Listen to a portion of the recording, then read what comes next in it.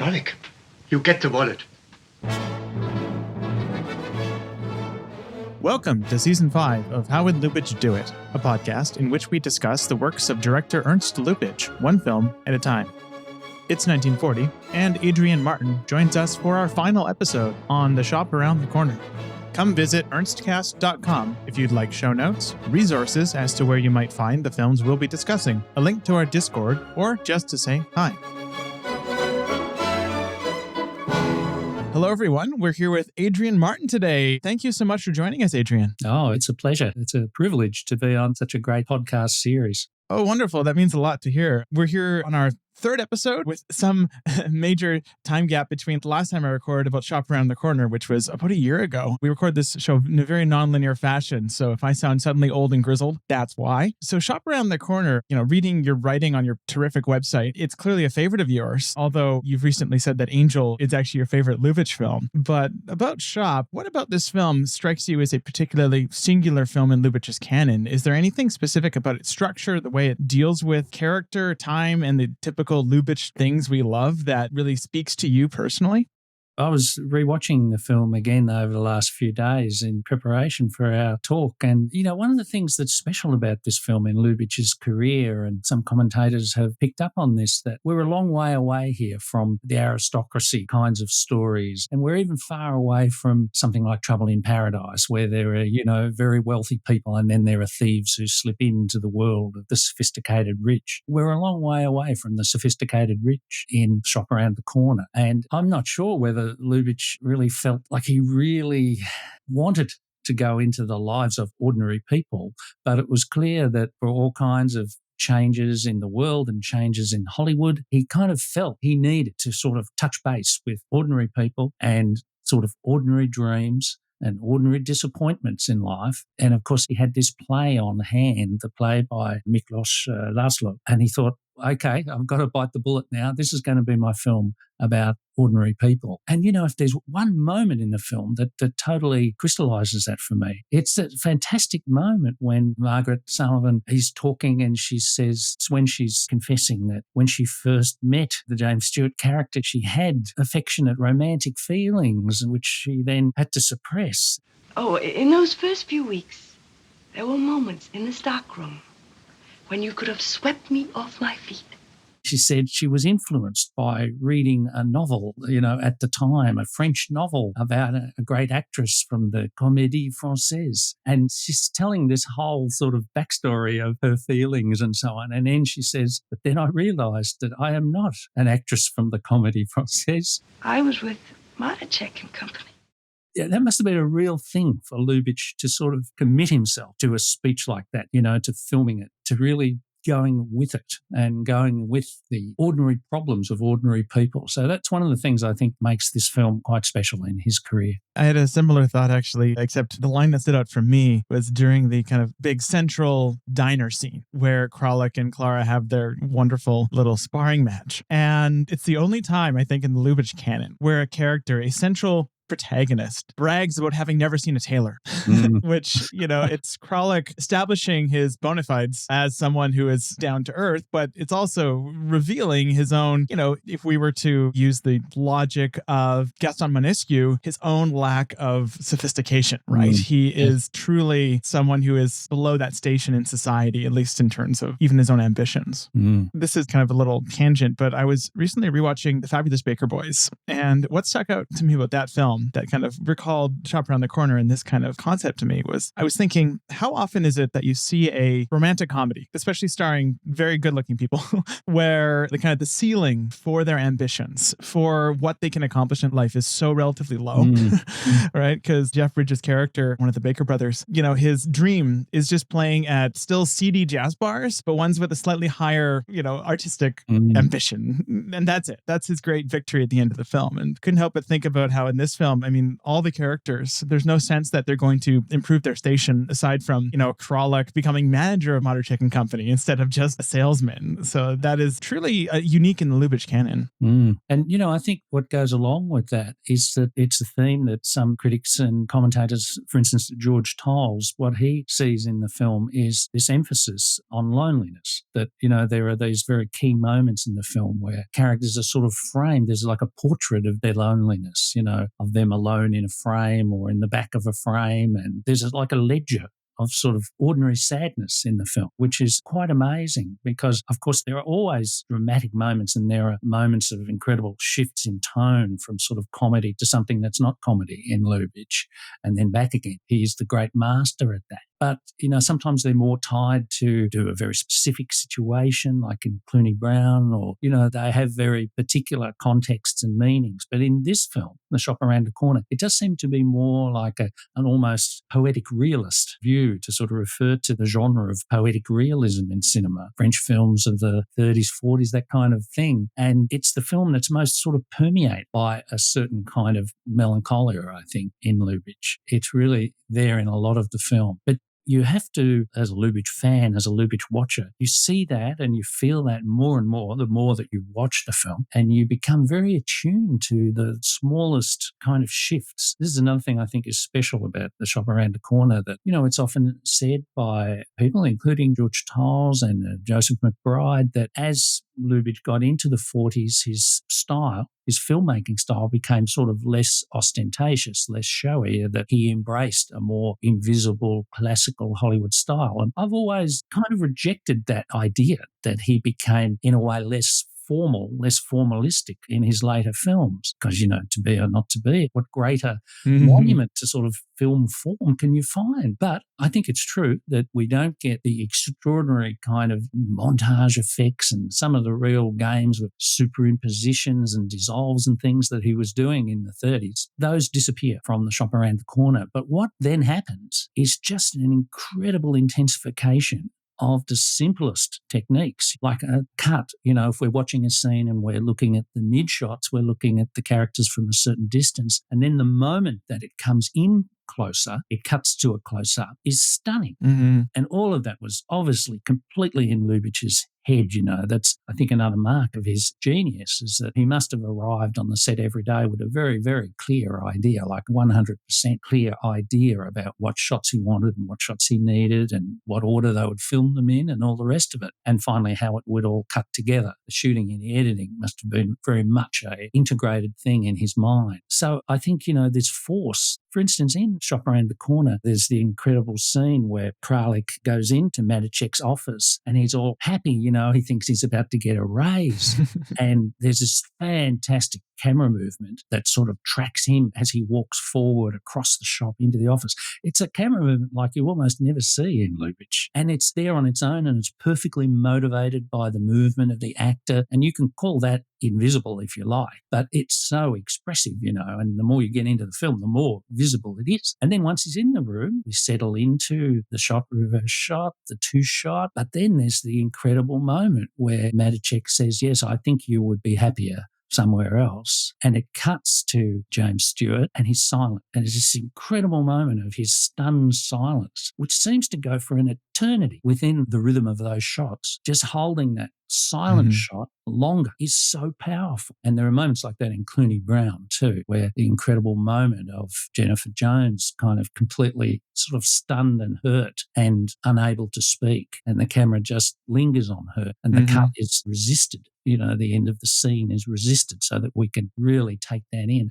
I mean, that's sort of the level you get to with Lubitsch. I mean, you really can become an admirer of the smallest filmmaking details, of which he was a complete master. That's part of what makes his later work in particular to me so immensely rich upon revisiting it. And I like that you're pulling apart the idea of formalism with the idea of, I would say, formal showiness, where let's go to the wildest comparison, the Lubitsch of the late Weimar, or at least his late Weimar period, something like The Wildcat, where every single element of that film is designed to call attention to itself as artifice, right? I mean, you have scenes that cut between vertical mats and characters running in purely 90 degrees around a pole. It's designed for you to notice the artifice. And, in later Lubitsch, he is working within a much more kind of established system of representation, the classical Hollywood continuity. And two, he is going out of his way to hide his brushstrokes more. But that doesn't mean any element of it is less formal. I mean, you've laid out that so wonderfully. And in the previous episode, Jose Arroyo laid out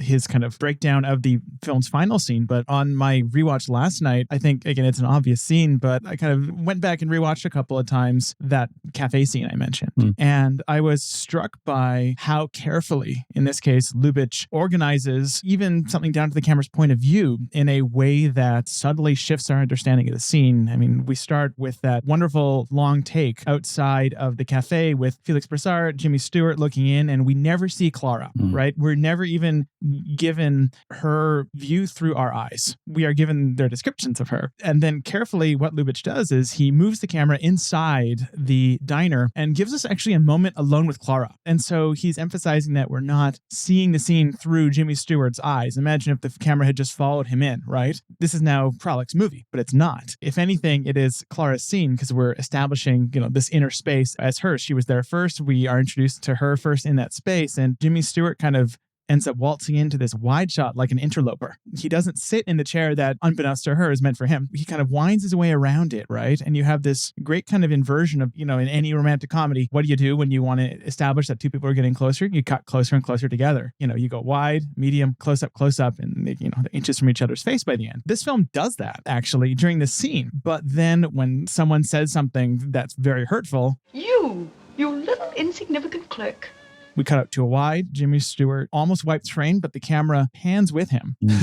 And then in the typical Lubitsch thing where the camera depicts a character either immediately going back on a decision they made or saying one thing and doing another, the camera then pans with Kralik as he decides to re-engage, right? And so every single detail in the scene, you watch it to an untrained eye, it feels like, I shouldn't call out random things I've seen online, but I've seen enough video essays about the scene that totally miss the fact that it's actually carefully constructed. They just go, here's how long the shots are. But every single element of the scene is designed with intent in mind, but it's also designed with the intent to hide its own artifice from us in very key ways, in a way that even as late as The Merry Widow, Lubitsch wasn't doing to that degree. Merry Widow really wants you to feel viscerally the whip hands. It wants you to feel the camera going from window to window and that wonderful repeat of the Trouble in Paradise shot, that sort of thing. I think there's two aspects to this, as it were, later formalism in Lubitsch, particularly of the 40s. There's, on the one hand, and I think your example has said it beautifully, that what is never given up, what is never sacrificed by Lubitsch is, in fact, that the camera positions and the arrangement of the shots always represents the storyteller's point of view, the film narrator's point of view, Lubitsch's point of view. It's never a question of disappearing into the point of view of characters, as we would see in many other filmmakers. There's always that sense, which you can be unaware of or you can be more aware of it, depending on what level you are with how many times you've seen it and how deeply you've got into it. But it's always a question of the frame is always Lubitsch's frame. It's always how he sees it, how he wants you to see it, in what context he wants you to understand the scene. And you're absolutely right in how you describe that scene, the way that Lubitsch sort of refuses to go into a counter shot, like while they're outside the cafe, he refuses to give you the expected point of view counter shot of her in the cafe. And so we're going to stay outside there and the whole thing is going to play out with this off screen that he teases us with, but won't play the expected card there. I remember teaching a class on Lubitsch, and when we got to some of the later films, the question of some of my students was, well, what's happened to the Lubitsch touch? Where is the Lubitsch touch? And they were thinking more of these more outrageous kinds of things in Trouble in Paradise and Design for Living, and, thinking of some of the more outrageous kind of artificial formalism, as you were calling it. And I said, look, the Lubitsch touch is still a question of what is not seen and what can only be suggested and what is implied. And now it's a question of what is off screen that we're not cutting to in the shop around the corner. It's a question of retarding the cut, of not giving you a counter shot where you expect it to be. But there's still a lot of tension around the frame and what's going on outside of the frame, and off-screen space is still totally alive and well in later Lubitsch. Angel is the most incredible film about things that happen off screen at key moments of the story. In fact, when I worked on Angel, I realized that literally the turning points of the story, where you can divide the film into its 4 parts, each turning point is based on an off-screen event, something that happens, very important, that happens off screen, like Marlene Dietrich leaves, and you don't see that. Or Melvin Douglas sees the portrait, that sort of thing, right? Exactly. That's one of the great moments. And when you're watching that scene, for the first time or the 100th time, there's such incredible suspense built up in that scene about when are we going to get to that moment when he sees. Mm-hmm. And that is what Lubitsch does not let us see, is that exact moment of discovery. I mean, it's really brilliant. And that's the formalism. And the other aspect of the later formalism in Lubitsch, I really treasure a distinction that was made by the French filmmaker Bertrand Tavernier and his collaborator Jean-Pierre Courcedon, and they wrote a marvelous book in French, 50 Years of American Cinema, a huge reference book. And they're talking about Fritz Lang, and they say what people don't get about Fritz Lang is that, once again, it's a case where in the silent period, there's a lot of very showy stuff. There's clear artifice, there's clear spectacle, there are extraordinary shots that sort of jump out of the screen at you in Metropolis or whatever. And they say what people don't get about Fritz Lang is that all of his inventiveness sort of gets concentrated in another direction later in his career. By the end of the 30s, the 40s, it's very similar, tracking to Lubitsch's career. And what happens then is that all of the inventiveness goes into the question of structure, of the structure of the script, which, of course, and we know that Lubitsch worked incredibly closely and intensely with his script writers like Samson Raphaelson and all of the other good and great and less great writers that he worked with. But they all ended up writing the Lubitsch structure. And the Lubitsch structure has to do with what is repeated, what is mirrored, how one event or one object or one line of dialogue is answered by another. This is the structural brilliance of Lubitsch, and that this is obviously always what he was aiming for with his writers. And so, by the time the script was finished, the film was completely in his head, how it would be. But it's the structure you've got to sort of really, really pay attention to, rather than this amazing shot or that amazing effect, which is sometimes the way we talk about some other filmmakers, Hitchcock or Kubrick. We go for the big shots. Having been a teacher of film studies, I know that students love to kind of latch on to the big moment, the showy shot, the incredible tracking shot that lasts for 10 minutes and the overhead angle and these things that really jump out like exclamation marks from the film. But it's those kind of exclamation marks that you get less and less of in later Lubitsch, and you get a more intensified concentration on the whole, the complete structure of the film. It's interesting. I've tried to actually teach Lubitsch to some classes, and I always end up settling on the pre-code era as the way in, because that's when, as you mentioned, he's showing his hand a bit more. I'm glad that you mentioned structure, though, because that's such an interesting way to tackle The Shop Around the Corner specifically. On one hand, you have his kind of repetition in a very subtle incarnation, actually. I still find myself, I've watched this film probably over a dozen times at this point, and I find myself still noticing little repetitions I never noticed. Like, for some reason, up to this point, I'd never noticed that Mr. Moderchek, he says, "Draw your own conclusions." to Kralik in the midst of firing him, essentially. And later on, Pepe, who was not privy to this conversation at all, after giving that wonderfully funny phone call to Mrs. Moderchek, slams the receiver down, says, "Draw your own conclusions." And there are two essentially repeats of the same beat. Someone has just been fired. And yet it takes this very, very deeply sad and kind of mysterious moment and inverts it, where it's no longer a mystery to anyone. Draw your own conclusions actually could probably be the title of a book on Lubitsch. In this case, it's used to signify something deeply troubling and mysterious, and almost a travesty on that. Pepe knows that we know, that the audience knows, that all the characters around him know what just happened. He is essentially going phooey to all of that. I love that bit of repetition there. If you can map out all of the repetitions in the film, I mean, it'd be one heck of a chart to do it. I mean, the chart is the script. The script is this incredible structuring of repetitions. And one of the ones that's sort of more obvious than the one you've said, which is a brilliant thing you've picked up there about draw your own conclusions line.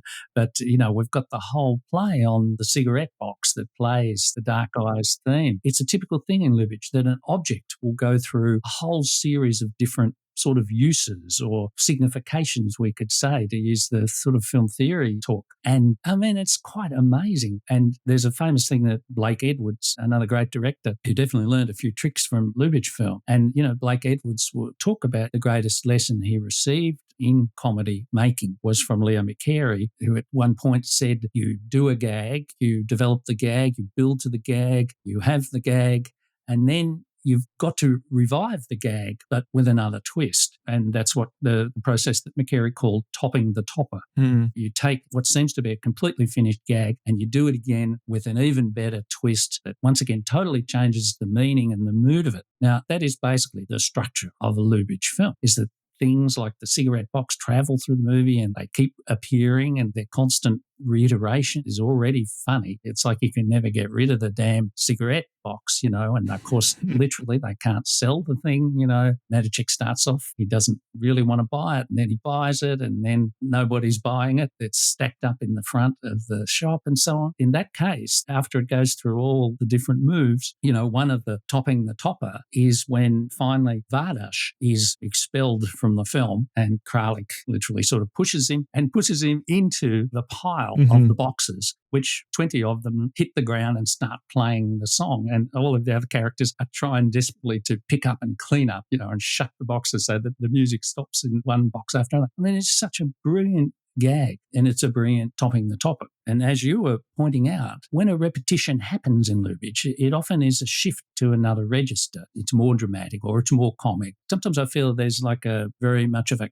cartoon rhythm. And what I mean by that in Lubitsch is that when you watch, for instance, the cartoons of Chuck Jones, he would use repetition in a way I'm sure that was influenced by his watching of Lubitsch. But with each repetition, the thing would get faster. It would get tighter with every repetition. So in a Chuck Jones cartoon like Chowhound, one of his classics, we have this horrendous scene of these things being done to the dogs in that cartoon. But each time they happen faster. And finally, it's almost like a lightning speed of the repetition. And that, once again, it's a Lubitchian structure. Finally, it sort of works itself out, the whole business with the cigarette box in Chop Around the Corner, that Clara is still determined to give one of these boxes as a gift to her lover that she has yet to meet. And then we have the scene with Pirovich, Felix Bresser, who is so wonderful in the film, and he's talking her out of it. No, a wallet would be much better. And he goes through the whole thing with, I open my wallet, I see my wife, I see my child,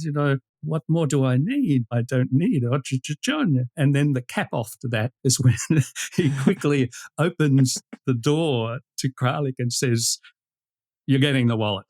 It's just fantastic as comedy. It's so brilliantly kind of timed and put through its paces. An object, a line, a prop, whatever it may be, is sort of put through its paces of drama and comedy in so many different registers and so many different rhythms, so many different speeds. You can look at Lubitsch for the way he plays with speed and rhythm. I mean, once again, another index of his mastery. That exact line was something I want to actually bring up for another reason in our talk, because it struck me this time watching it through that the stakes at that moment are so low. And think of where we are in the movie at that point. We're like, 85, 90 minutes into a 100-minute movie. This is supposed to be the climax. And we're talking about wallets.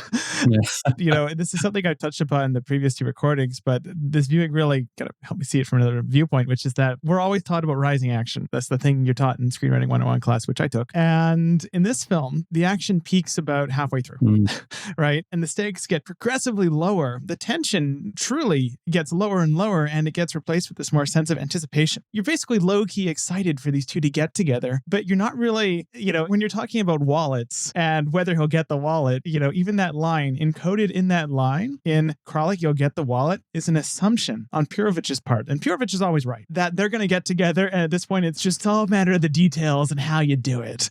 That is among the most radical, not formal, radical structural dramatic gestures I've ever seen Lubitsch do. That whole last 40 minutes, the film melts around itself. I love it so much. Yeah, you've described that really well. And it is great that finally, when the revelation is made between our romantic couple and Kralik comes clean with, who he really is and all of that, it's important that along the lines that you're saying, that it's important that the scene doesn't rev up to romantic quotations of, the great poets and all this kind of stuff that they've been writing in their letters. Yeah, he stole that. Yeah. Yeah. And finally it comes down to, well, reassure me that you're not bow-legged. And then words no longer are needed at that point of the film. He just has to lift up his pants and try to show that his legs are not deformed. And that's the happy ending. That's the happy cap-off of the romance. So as you say, the stakes or the tone of the romance itself become more ordinary, and that's part of the film's kind of exploration and sort of celebration of ordinariness, which it does in so many levels, and particularly through the character of Purovich. I mean, he really stands for the ordinary man, the ordinary person who has his family, who has his wife. I mean, that wonderful line from Purovich where he's talking with Kralik, who's saying, what kind of apartment would I need? How many rooms? And Purovich is saying, you're going to eat in the kitchen and you live in the bedroom basically and you don't need much else. He goes, oh, yes, but what about entertainment space for dinner? He goes, what are you, an ambassador? Why do you think you need more than a very humble environment, a very humble surroundings? Yeah, that line has certainly entered my lexicon whenever I need to ask questions about housekeeping. What are we, ambassadors? I'm particularly curious about your thoughts on this because I think Lubitsch's treatment of space is something that crops up again and again in this kind of retrospective, whether it be the space of the central Parisian apartment, Collet's apartment in Trouble in Paradise, the very different Parisian apartment in Design for Living. But later on, I mean, there aren't many kind of specific spaces that make as much of an impression as the shop around the corner. And so much of this film is about etching out that space tonally and kind of exploring every nook and cranny physically, but also the psychological spaces that open up within this space. And this is kind of less of a question, more of just a prompt, because I'm curious as to what your thoughts are in terms of how Lubitsch accomplishes this. How does he deepen our understanding of Materchek and Company? We have to mention at least one other collaborator, which is Cedric Gibbons, the art director, production designer, as we would say these days, of this film and, of course, many, many other remarkable films in his career. And obviously Cedric Gibbons and Lubitsch had a great collaboration too.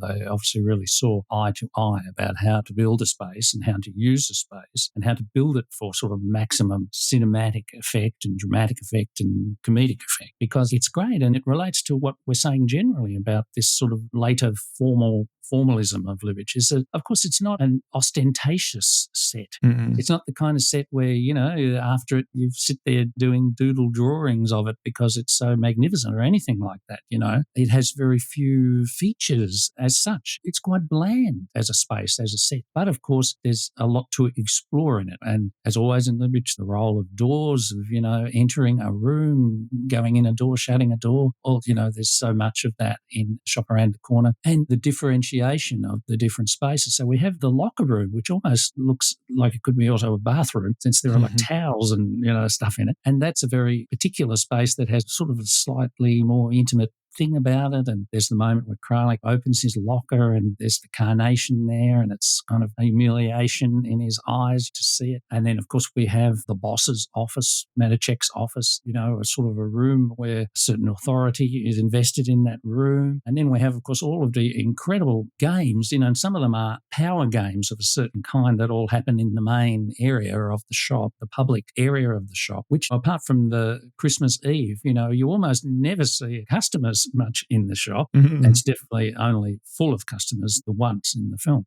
But mainly, it's kind of empty except for the workers. And that's because Lubitsch and Raphaelson want to bring out all of these very intricate kind of games, psychological games and behavioral games that go on, particularly to do with how people appear and how people are interpreted. So there's this constant thing with Vadash trying to pick up, trying to insinuate that somebody is being critical of the business or critical of Mr. Materchek, when Kralik says, I had a bit too much, goose liver. Oh, you didn't like the goose liver, No. And then Kralik has to get every other worker around him to say, now, you're my witness. You heard this. You heard me say that the goose liver was wonderful. I just had too much of it, right? So there's this constant thing about people kind of watching their words. And, of course, we have the great recurring gag of Purovich, who, whenever he hears Materchek, the boss, say, I just want your opinion on this.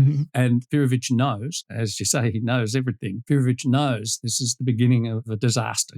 This is catastrophe, that the boss will ask for an opinion. He will reject the opinion. He won't like the opinion. It's going to lead to bad vibes. So every time Lubitsch hears this, he bolts. He goes behind a door or he runs up the stairs at one point. I mean, it's just great. It's another one of these gag motifs in the film. And we never see what's upstairs, do we? No. I mean, we see the sort of storeroom where there are various stock there, and we see this slightly odd locker room. We see the boss's room. We see the main room. And it's interesting comparison that may not have occurred to you if you happen not to have seen the film now or ever or lately, is The Fugitive Kind, the Sidney Lumet film from a Tennessee Williams, play. And a lot of that is set in a shop. But, there are far more features in the shop, architectural features, and there's pillars and these incredible tables that you can't mistake one bit of the shop for any other bit. And there is this incredible mise-en-scène that Lumet does with Anna Magnani and Marlon Brando in that film, where they're prowling like animals, around this shop space. And, it really is great. But it's completely the opposite to what Lubitsch and Cedric Gibbons obviously planned out in Shop Around the Corner. I may add here that another fascinating comparison, a film that obviously did really take an idea from Shop Around the Corner, is Chantal Akerman's film, The Golden 80s. And Golden 80s, of course, is also about shops. It's in a shopping mall, but it's mainly only two shops, a clothes shop and a hairdressing salon, because that's the only budget Akerman could get. She wanted to do 2 floors of a shopping centre, and she ended up with 2 shops. But still went ahead and made the movie and kept sort of bringing down the number of characters. But she, particularly the character played by Delphine Seyrig in Golden 80s, there's this whole thing which is clearly modelled on the character of Maticek, which is the scene in Shop Around the Corner where he's fulminating, he's getting upset, and then a customer comes in and immediately he has to put on the public smile and can I help you? And then the moment the customer's gone, he instantly reverts back to his fulminating bad vibes, right? And there's a very, very similar thing in Golden 80s, that there's all this sort of melodrama going on, in the characters' lives, but every time customer walks in, Delphine Seyrig and her husband, played by Charles Denner,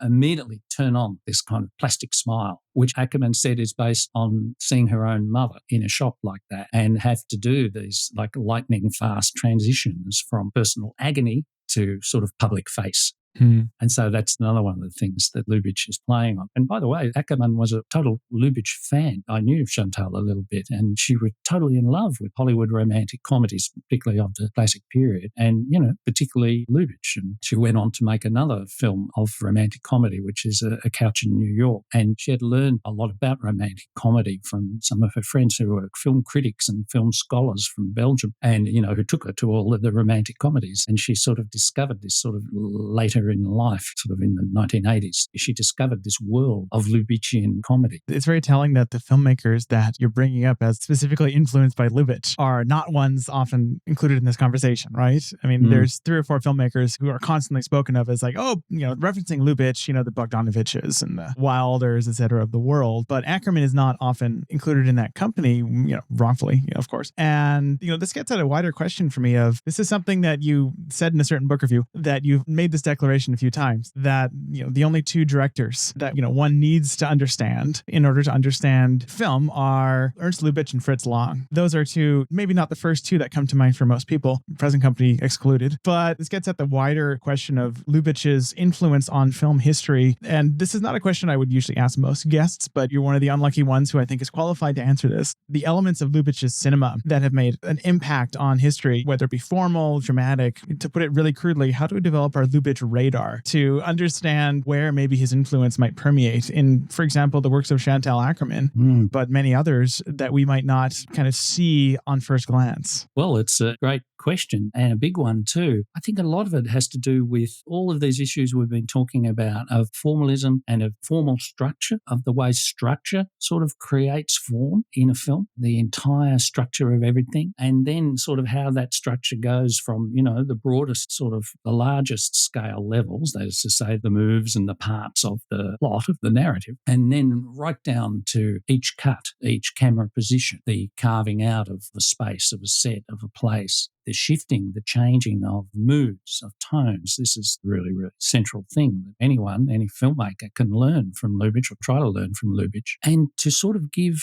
a particular kind of coherence to a film, which is also playful and inventive. I mean, the whole thing about Lubitsch is inventiveness, and all of the collaborators who spoke about him, and somebody like Billy Wilder said this often, that the key to Lubitsch is for anything that you have to do in a film, how are you going to make it better? How are you going to make it wittier? How are you going to make it cleverer? How are you going to sort of not only add a level, but put the levels together so that a move in the story is a move in the characters and their development, is also a move in the formal systems of the film? How much are you going to reveal a new bit of a set? Are you going to reveal a new space, part of a space, at the moment in which a character undergoes a change, which is also the moment where you might use a certain musical cue that you haven't used before? It's the total bringing together, the fusion of what I think of as the stylistic, the semantic, and the narrative level, and everything else as well. The way you direct actors, what you're doing with the material, which are your actors. And this is another whole level in The Shop Around the Corner, which is so rich. I mean, one thing really struck me on recent reviewings of the film is that there are many beautiful sort of tableau shots in the movie where there's 4, 5, 6, 7 bodies in a frame, in the same frame. Now, that is a craft challenge for any filmmaker, and many filmmakers fail this challenge. Let me tell you, you're going to have 7 characters in a frame. What the hell are you going to do with them? How are you going to arrange that? It doesn't look kind of stupid. It doesn't look clumsy. It doesn't look awkward. Now, one of the things that Lubitsch does, and, I don't know if anyone has discussed this in the film, one aspect of casting the actors in the film is that they are different heights. Some are much shorter than others, and others are taller, And every time you get an arrangement, a tableau arrangement of bodies, it's always an incredible kind of up and down of taller and shorter bodies. But it takes Lubitsch to do that, to really kind of seize on that, obviously from the moment of casting, to think about what does he need in terms of the height of the actors. And another thing, incredibly important in Shop Around the Corner, is the voices of the characters, the vocal tone of the actors. Margaret Sullivan has a very, very special, very particular and quite peculiar sometimes vocal tone, sort of sing-song voice. James Stewart could do many kinds of voices, and he does all of it in The Shop Around the Corner. He can go from belligerent to, totally wounded, sort of soft voice. There's a lot of quite soft talking in The Shop Around the Corner. He's obviously, getting the microphone as close as he could to the actors outside the frame and directing them to speak more softly, not to declaim in a theatrical manner, except where that's needed, where a point is being made about, as it were, the theatricality of the situation or the theatricality of a person in a certain situation. So this is what I think is important about Lubitsch as a manual of cinema, that it's like the point we were making before, cinema is not exclamation marks. It's the total fusion of both craft and art, right? This is one of the things I've discovered in teaching film. Students are quicker to understand art than they are craft. Art for them is, the incredible tracking shot that goes for 10 minutes, a thing that is obviously ostentatious and took a lot of work and has some big point to make. But craft, where you say, well, what were the craft challenges of this film? That tends to get a much more blank response, at least at the start of a semester. People who, even a lot of critics who look at films are not used to trying to think their way into the craft issues of how are they going to build that and how are they going to put 7 actors in the frame and at what kind of speaking level, what kind of volume will the actors speak at. These are all craft questions, and of course all the craft questions of the script. How much time does it cover? If there's an ellipse, if there's a quick jump in the story, like there's a 6-month jump early on in Shop Around the Corner, and how's that going to be signalled to us? Even down to questions like, and Lubitsch is a master at these things, questions like, if you're inside a shop, if the camera is filming people inside a shop, how do you know whether it's day or night? If the camera's not looking out a window, how do you know whether it's day or night? And there are all kinds of signs and indices that Lubitsch uses to let you know that it's the end of the working day or it's the start of the working day and all this kind of stuff. You're never in any confusion as to day and night. The great screenwriter and in his own way a screen theorist, Jean-Claude Carrière, he said that this is the biggest question that every filmmaker and screenwriter has to face is, how do you designate day and night? And how do you handle the transition from one day to the next? And from 1 month to the next, from one season to the next? And when you start getting into that level, of course, you realise how brilliant Lubitsch is to make a Christmas film, which is what The Shop Around the Corner is, and how you're going to let the audience know and remind the audience that it's Christmas. There'll be a whole series of little indices of that, preparing the shop, setting up a tree, having to buy a Christmas present, all these different ways to remind you that we're in the Christmas season and how you go from one time to another. So these are the many things that I think some filmmakers from Billy Wilder onwards Truffaut, right? Truffaut was a huge Lubitsch fan. And in at least one interview, he talked at length about this, that for Truffaut, he realised that everything in a film is a craft problem. This is a Stephen Frears position too, that everything in a film is a craft problem. If you want to show you have a scene where a character has to leave, go out their front door and get in their car, how many shots are you going to use to do that? How fast are you going to do it? Can you tell us? Alexander McKendrick, his whole screenwriting teaching and his own filmmaking is all about these craft problems, right? And craft issues that are at every moment. And these are the things that you can find answers to these craft problems, every one of them very specifically in a Lubitsch film. It's one of those things where, I mean, how a lot of people who are getting into cinema get into it. I mean, I can attest to this, where probably the first director of for example, the silent era to grab me was Abel Gance. And, that's because his films are, I would actually say that Napoleon is not a shining example of the finer elements of craft in a lot of ways, but it is a great example of art. It is a great example of just the most foolishly ambitious art. But with Lubitsch, where I feel him the most is often when in the 2+ years that I've been working on this darn thing, I'll go through a period of watching almost exclusively Lubitsch-related films, because that's what you have to do. And then I'll stop for a few months and watch other things to get my head on straight, and because, seasons are seasons. And I can't help but feel the lack of that craft in other things. Of course, a lot of that is homeostatic, right? Other directors have their own definitions of craft, which are equally valid, etc. But what I find is, especially when I'm watching, especially, for example, just to make a really general statement, contemporary-ish mainstream romantic comedies, to make a comparison, what I often notice is a lack of attention paid to what you call innuendo and hieroglyphics in the essay Gain, Space, and Playtime, which I put in the show notes. Everyone should read it, please. And what William Paul might call encoding. And to actually just to loop Dave Kerr into this, he described this in its own way in the context of silent films as inviting the audience to collaborate on making meaning, right? And I think all those things kind of get at what we might call the Lubitsch touch, this idea that he will present you something with incomplete information and that you collaborate in the work by completing it insofar as you can. Sometimes it's incompletable, and that's where mystery comes in. But in the case of, this film, we've talked about that in a few senses, right? We have certain lines that only make sense with the context of the rest of the film around them, psychologically mixed up. But where I feel is the strongest and where it throws this into relief for me is when I watch cinema or any kind of narrative art that essentially ignores, which I think is very common, ignores this element of, as Lubitsch would say, give the audience 2 and 2, they'll make 4, draw their own conclusions. And to me, that's where I can kind of notice, okay, maybe this director has, even if they haven't directly ingested these lessons from Lubitsch himself, it can be passed down the grapevine, right? I mean, the Coen brothers, I can't think of them ever mentioning Lubitsch, but they love Preston Sturges, who learned a lot of what he learned from Lubitsch. Sturges' repetition. I can't help but think of, especially like mid-period Coen brothers movies, when I think of that repetition, right? What is it? Damn, we're in a tight spot, right? Damn, we're in a tight spot.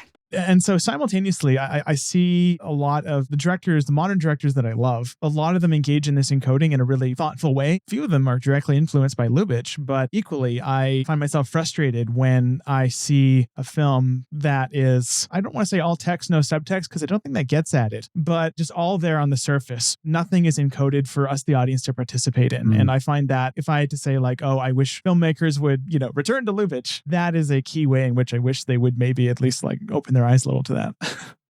Yeah, well, I absolutely agree with you 100% there. That, I think what filmmakers who have learned something from Lubitsch, or as you say, it's been transmitted to them in one way or another, even if not directly through a Lubitsch film, is firstly this kind of fusion and coherence, and then exactly what you're saying, to go through indirection. For me, encoding, innuendo, all of these things have to do with this fascinating indirection, what I call using indices and signs. Everything is indirect in Lubitsch, and it's precisely that invitation for you to get it, to make the connection, to understand the allusion, to understand the metaphor, and so on and so forth. It's so great. And one of the best articles I've ever read on Lubitsch is an article by the critic who became a filmmaker, Edgardo Kozurinsky from Argentina. He did a lot of work in France. And Kozurinsky did a wonderful essay that he's done several versions of it in his life, actually, and it's called Lubitsch as Outsider. And it's all about the notion of Lubitsch, coming to a new country, but also the particular kind of Jewish culture and so on that he came from, and then sort of landing in America. And what Kozurinsky says,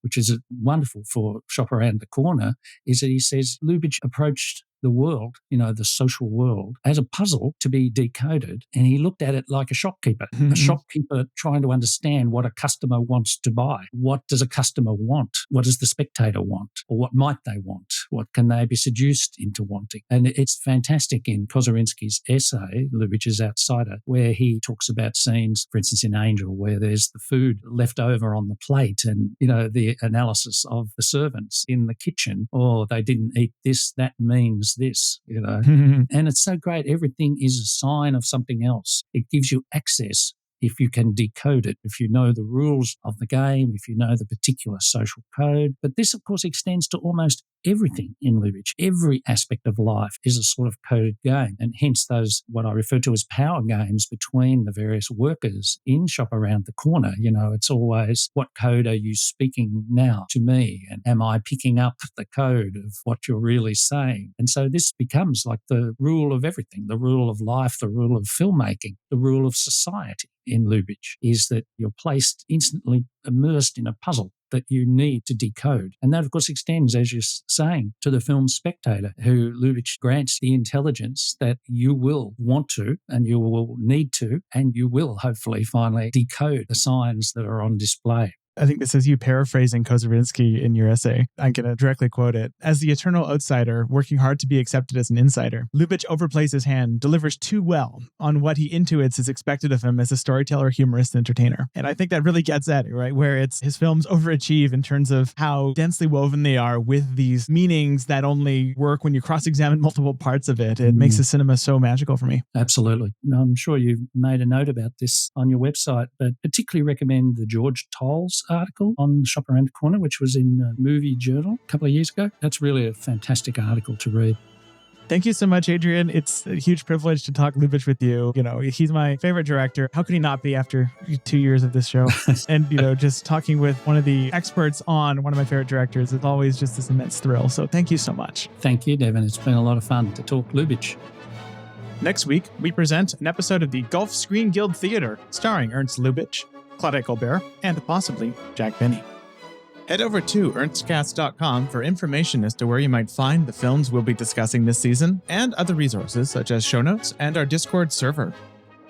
How Would Lubitsch Do It is a production of Moving Image Agency. Brennen King was our dialogue editor for this episode. If you enjoyed this episode, please rate and review us on whatever podcast platform you happen to use. It helps other people find our podcast and therefore find Ernst Lubitsch. We'd like to acknowledge that this podcast was produced on the unceded territory of the Musqueam, Squamish, and Tsleil-Waututh peoples.